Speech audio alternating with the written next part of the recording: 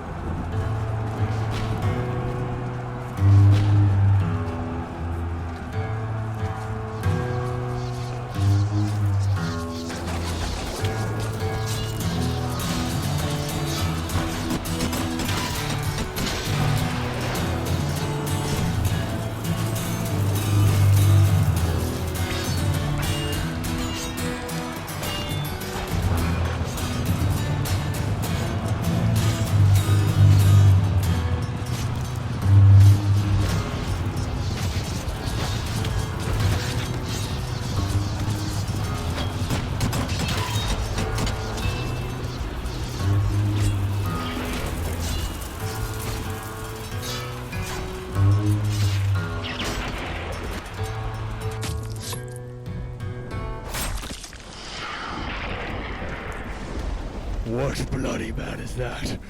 He can report, as seemeth by his plight, of the revolt, the new estate. This is the sergeant who, like a good and hardy soldier, fought against my captivity.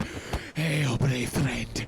Say to the king the knowledge of the broil, as thou didst leave it.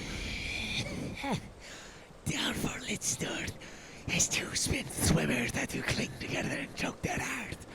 The merciless MacDonald, worthy to be a rebel, for did that the multiplying abilities of nature do swarm upon him. From the western islands of Cairns and Gallo classes, he supplied in fortune on his damned quarrel smiling, short like a double sword. But all's too weak for brave Macbeth. Well, he deserves that name. Disdaining fortune, with his brandished steel, which smoked with bloody execution, like Valor's minion carved out his passage, till he faced the slave, which ne'er shook hands, nor bade farewell to him, till he unseamed him from the nave to the chops, and fixed his head upon our battlements. Oh, valiant cousin! Worthy gentleman! As whence the sun gins his reflection, shipwrecking storms and direful thunders break, so from that spring whence comfort seemed to come, discomfort swells. Mark, King of Scotland, mark! No sooner justice had, with valor armed, compelled these skimming guards that thrust their heels, but the Norwegian lords surveying advantage with various arms and new supplies of men, began a fresh assault. Dismay not this, our captains Macbeth and Banquo! As spare those eagles, or the hare the lion. If I say truth, I must report they were as cannons overcharged, with double cracks, so they doubly did double strokes upon the foe, and so they been so bathed in the reeking wounds, or to memorize in the Gorgatha. I cannot tell, but I am faint. My gases cry for help. So well thy words become thee as thy wounds. They smack of honor both. Go get them sergeants. Who comes here? The worthy Thane of Ross. What a haste looks through his eyes. So should he look that seems to speak things strange. God save the king. Whence camest thou, worthy Thane? From Fife, great king, where the Norwegian banners flout the sky and fan our people cold. Norway himself, with terrible numbers, assisted by that most disloyal traitor, the Thane of Cawdor, began a dismal conflict, till that Bellona's bridegroom lapped in proof, confronted with self-comparisons point against point, rebellious arm against arm, curbing his lavish spirit, and to conclude, the victory fell on us. Great happiness! That Nathwano, the Norway's king, craves composition, nor would we deign him burial of his men, till he dispersed at same Coleman's Inch $10,000 to our general use. No more shall that Thane of Cawdor deceive our bosom interest. Go pronounce his present death, and with his former title greet Macbeth. I'll see it done. What he hath lost, noble Macbeth hath won. Where hast thou been, sister? Killing swine. Sister, where thou? A sailor's wife had chestnuts in her lap, and munched and munched and munched. Give me, quoth I. Aren't thee, witch? The Rumfred Runnion cries. Her husband's to Aleppo gone, Master Arthur Tiger. But in a sea where thither sail, and like a rat without a tail, I'll do, and I'll do. I'll give thee a win. Thou'rt kind, and I other. I have all the other, and the very ports they blow, all the quarters that they know. In the shipman's cart I'll dream him dry as hay. Sleep shall neither night nor day hang upon his penthouse lid. He shall live a man for me. Weary 7 nights, 9 times 9, shall he dwindle the beacon by. Though his bark cannot be lost, yet it shall be tempest tossed. Look what I have. Show me, show me. Here I have a pilot's thumb. Racked as homeward did he come.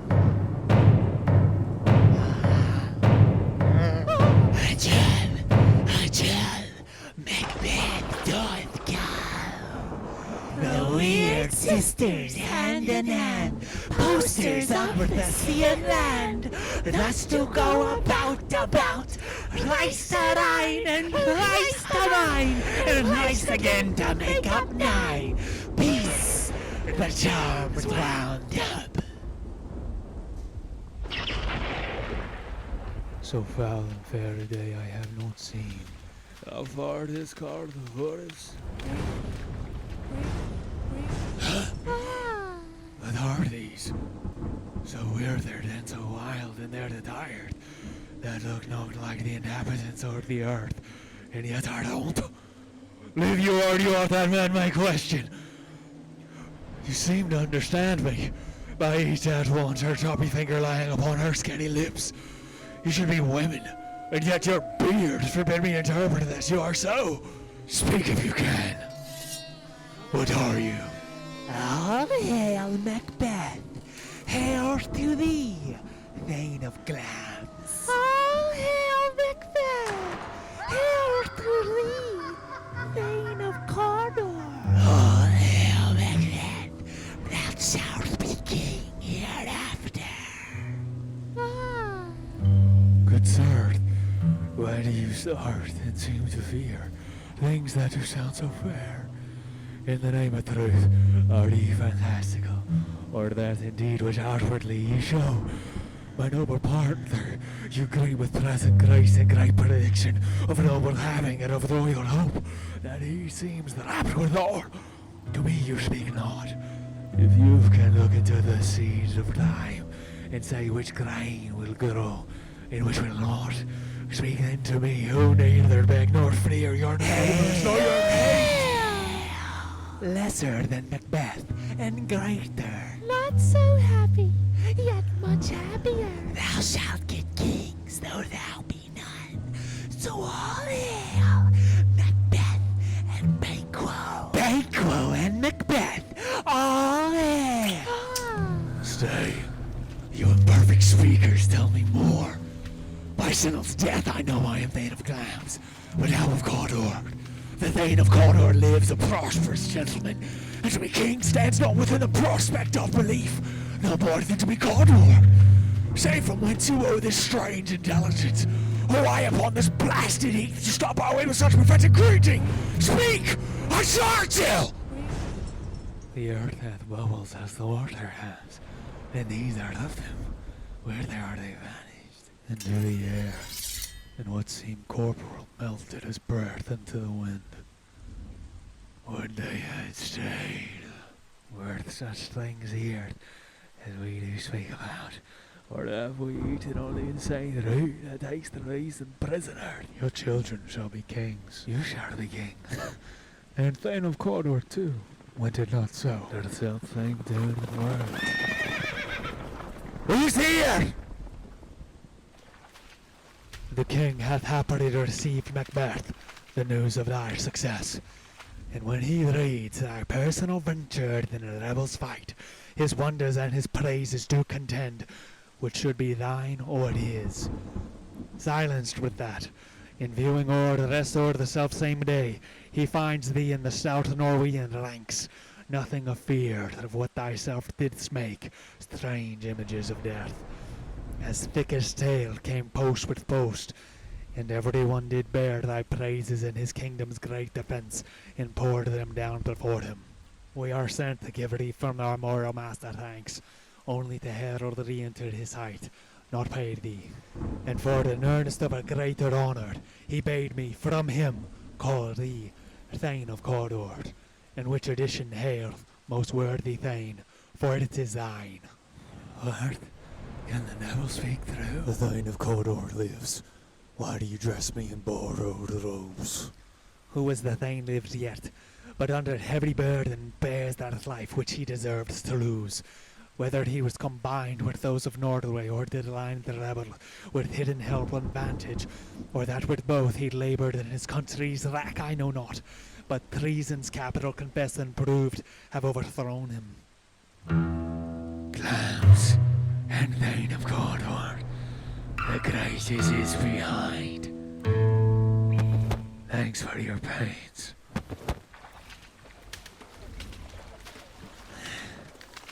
Do you not hope your children shall be kings, when those that gave the Thane of Cawdor to me promised no less to them? That trusted home might yet enkindle you unto the crown. Besides, the Thane of Cawdor, but 'tis strange, and oftentimes to win us to our harm, the instruments of darkness tell us truths, win us with honest rivals, to betrays and deepest consequence. Cousins, a word, I pray you. Two truths are told, as happy prologues to the swelling act of the imperial theme. No!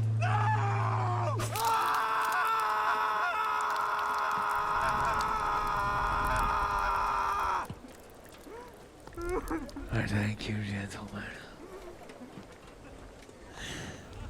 This supernatural soliciting cannot be ill, cannot be good.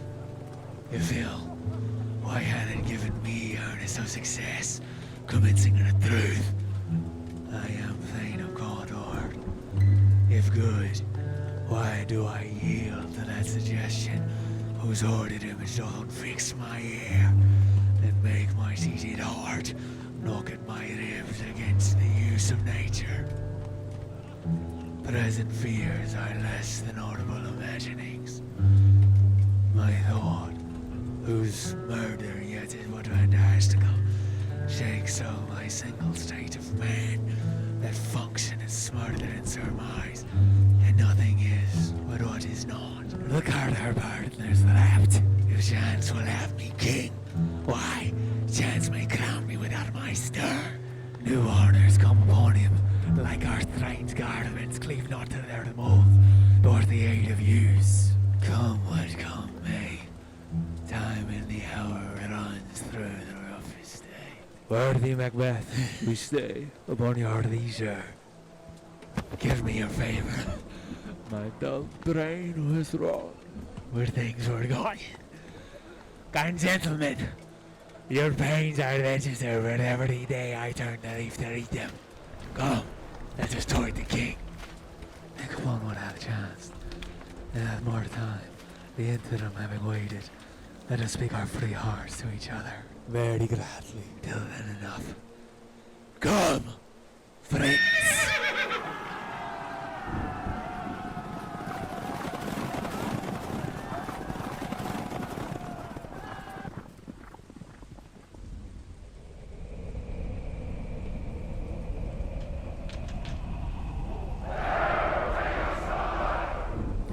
Is execution done on Cawdor?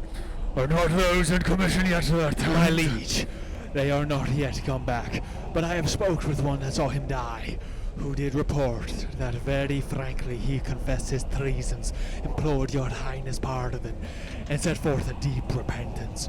Nothing in his life became him like believing it. He died as one that had been studied in his death to throw away the dearest thing he owed as 'twere a careless trifle. There's no art to find the mind's construction in the face. He was a gentleman on whom I built an absolute trust. Oh, worthiest cousin, the sin of my ingratitude even now is heavy on me. Thou art so far before the swiftest wing of the recompense is slow to overtake thee. Would thou hast less deserved, let the proportion both of thanks and payment might have been mine. Only I have left to say, more is thy due, than more than all can pay. The service and the loyalty I owe in doing it pays itself. Your highness' part is to receive our duties, and our duties are to your throne, and state children and servants, which do but what they should by doing everything safe toward your love and honor. Welcome hither. I have begun to plant thee and will labor to make thee full of growing. Noble Banquo, that hast no less deserved, nor it must be known, no less to have done. So, let me enfold thee and hold thee to my heart. There, Vigro, the harvest is your own. My plenteous joys, wanted in fullness, seek to hide themselves in drops of sorrow. Sons, kinsmen, thanes, and you whose places are the nearest, no, we will establish our estate upon our eldest, Malcolm, whom we name hereafter the Prince of Cumberland, which honor must not unaccompanied invest him only, but signs of nobleness, like stars, shall shine on all the deservers, from hence to Inverness, and bind us further to you.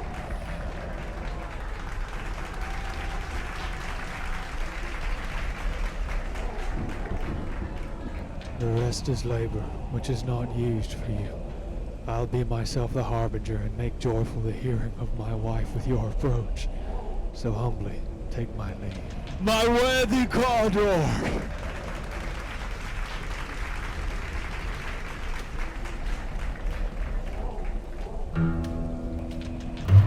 The Prince of Cumberland. That is a step on which I must fall down, or else already farther my way lies. Stars, hide your fires. Let not light see my black and deep desires. The eye, winged land, yet let that be which the eye fears. When it is done, to see. True worthy Banquo, he is full, so valiant, and in his commendations I am fed. It is a banquet to me. Let's after him, whose care is gone before to bid us welcome. It is a peerless kinsman.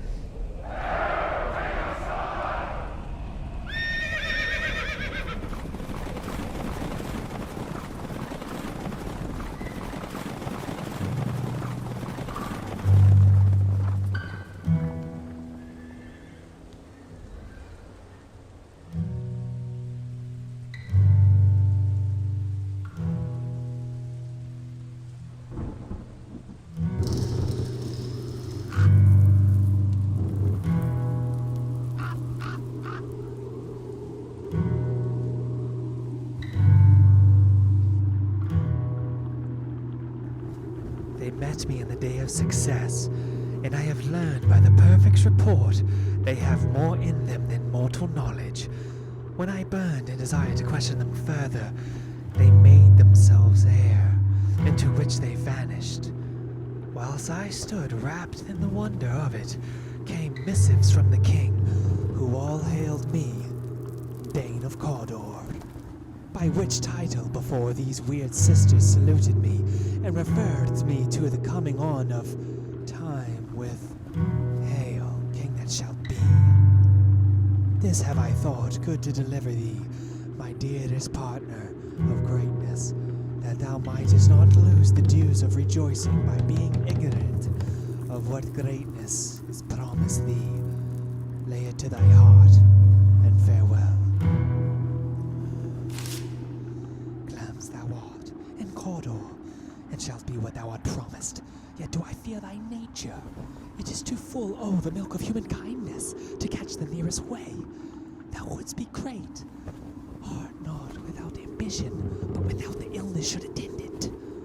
What thou wouldst highly, that wouldst thou holily, wouldst not play false, and yet wouldst wrongly win. Thou shouldst have great clams, that which cries, thus thou must do, if thou have it, and that which rather thou dost fear to do, than wishes should be undone. I thither, that I may pour my spirits in thine ear, and chastise with the valor of my tongue all that impedes thee, from the golden round which fate and metaphysical aid doth seem to have thee crowned withal. What is your tidings? The king comes here tonight. Thou art mad to say it. Is not thy master with him? Who, were it so, would have informed for preparation? So please you, it is true. Our Thane is coming. One of my fellows had the speed of him, who, almost dead for breath, had scarcely more than would make up his message. Give him tending.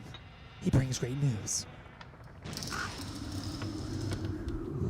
The raven himself is horse that croaks the fatal entrance of Duncan under my battlements.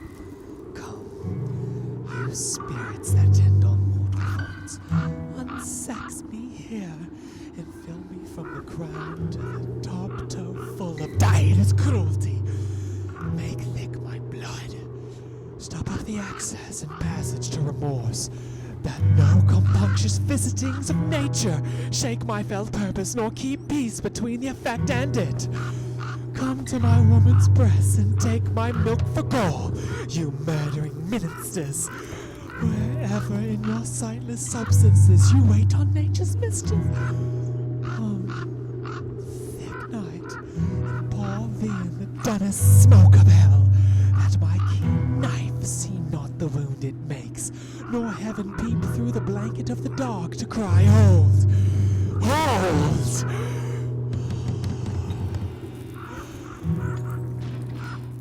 Great clams, worthy Cawdor, greater than both, by all hail hereafter. Thy letters have transported me beyond this ignorant present, and I feel now the future in the instant. My dearest love, Duncan comes here tonight. And when goes hence? Tomorrow, as he purposes. Oh, never shall sun that morrow see. Your face, my Thane, is as a book where men may read strange matters, to beguile the time, look like the time, bear welcome in your eye, your hand, your tongue. Look like the innocent flower, but be the serpent under it. He that's coming must be provided for, and you shall put this night's great business into my dispatch, which shall to all our nights and days to come give solely sovereign sway and mastery. We must speak further. Only look up clear, to alter favor ever is to fear. Leave all the rest to me.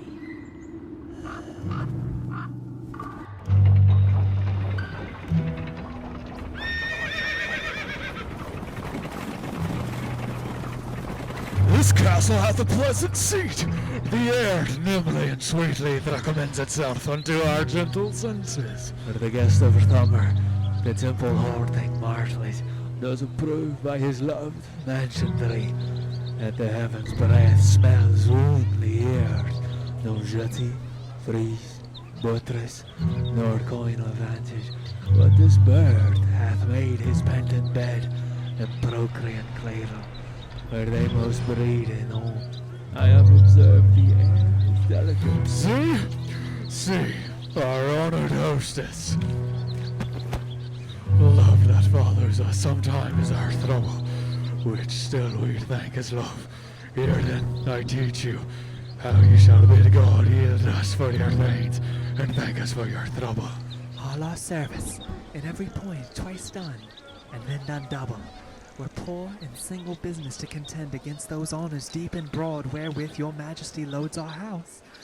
For those of old and late dignities heaped up to them, we rest your hermits. Where's the Thane of Cawdor? We crushed them at the heels, and had a purpose to be his purveyor, but he died well. And his great love, sharp as his spurred that old whim, did his own before us. Fair the noble hostess, we are your guests tonight. Your servants ever have theirs themselves, and what is theirs, incompt to make their audit at your highness' pleasure. Still, to return to your own. Give me your hand. Conduct me to mine host. We love him highly, and shall continue our graces toward them. By your leave, hostess.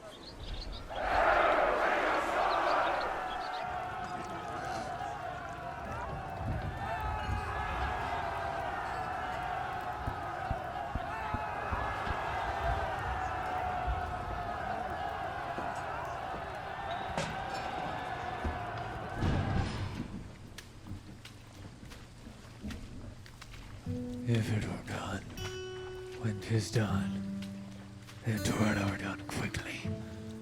If the assassination could drown of the consequence and catch with its earthly success, that but this blow might be the be-all and the end-all. Here, but here, upon this bank and shoal of time, will jump the life to come. But in these cases we still have judgment. Here, that we but teach bloody instructions, which, being taught, the return of plague the inventor, is even-handed justice commends the ingredients of our poison chalice to our own lips. He's here in double thrust. First, as I am his kinsman, and his subject, strong both against the deed. Then, as his host, who should against his murderer shut the door, not bear the knife myself. Besides, this Duncan hath borne his faculties so meek, hath been so clear in his great office, that his virtues will bleed like angels, trumpet-tongued, against the deep damnation of his taking off, and pity like a naked newborn babe striding the blast, or heaven's cherubim host upon the sightless courtiers of the air shall blow the hooded deed in every eye, that tears shall drown the wind. I have no spur to prick the sides of my intent, but only vaulting ambition which o'erleaps itself and falls on the other. How now? What news? He has almost stopped. Why have you left the chamber? Had he asked for me? No, you not he has. We will proceed no further in this business. He hath honored me of late, and I have bought golden opinions from all sorts of people, which would be worn now in their newest clothes. They'll cast aside such. Was the hope drunk wherein you dressed yourself? Hath it slept since? And wakes it now to look so green and pale at what it did so freely? From this time, such I account thy love. Art thou afeard to be the same in thine own act and valor as thou art in desire? Wouldst thou have that which thou esteem'st the ornament of life, and live a coward in thine own esteem, letting I dare not wait upon I would, like the poor cat in the adage? Pretty peace. I dare do all that may become a man, Who dares do more is none. What use was good that made you break this enterprise to me? When you durst do it, then you were a man. And to be more than what you were, you would be so much more the man. Nor time, nor place did they not hear, and yet you would make both. They have made themselves, and that their fitness now doesn't make you. I have given suck, and know how tender 'tis to love the babe that milks me. I would, while it was smiling in my face, have plucked my nipple from his boneless gums and dashed the brains out, had I so sworn as you have done to this. If we should fail, We fail? But screw your courage to the sticking place, and will not fail. When Duncan is asleep, whereto the rather shall his day's hard journey soundly invite him, his two chamberlains will lie with wine and wassail, so convinced that memory, the water of the brain, shall be a fume, and the receipt of reason a limbeck only. When in swinish sleep their drenched natures lies, as in a death, what cannot you and I perform upon the unguarded Duncan?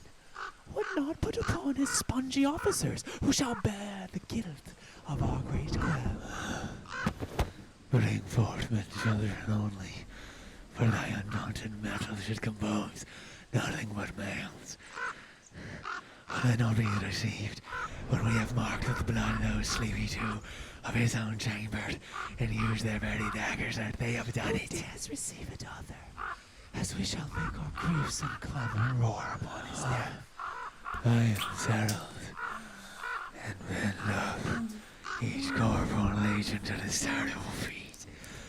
Away, and walk the time with very show. False face must hide, or the false heart doth know.